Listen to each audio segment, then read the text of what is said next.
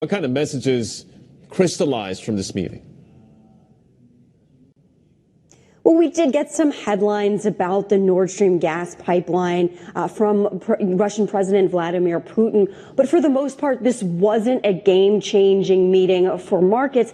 However, we were very carefully watching the potential for shifting political alliances here. And what was clear from this meeting was that Russia and Iran really see a deepening of their relationship as both kind of face these U.S. sanctions over various things.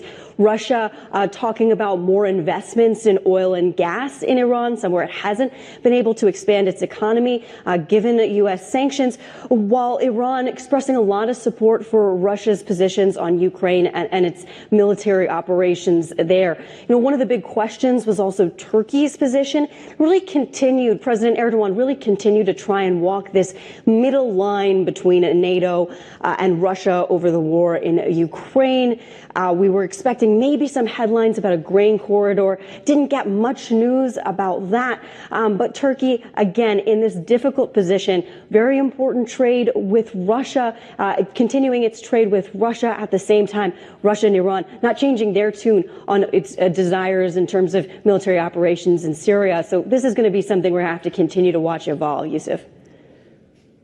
And then on the subject of ties between Russia and Turkey, we have some new economic data that, well, let's put it this way, may offer some insight on that as well. Yeah. So sales of Turkish homes to foreigners, they have surged. And the rationale here is Russian buyers. They have really pushed into the Turkish market, particularly since the beginning of the war in Ukraine. So sales to foreigners were 80% higher in June than they were in the year before. This is actually, however, a pretty bad thing if you were a Turkish citizen, as you've been watching the value of your savings accounts in Turkish lira essentially evaporate, as we've seen a dramatic hyperinflation there. So there's actually compounding a cost of living crisis. And it's something the Turkish government is going to have to deal with, even though it would really welcome a lot of foreign investment. This obviously could have political implications for President Erdogan as he undertakes this campaign to try and win re-election. Election's going to be held sometime between now and next June, Yusuf.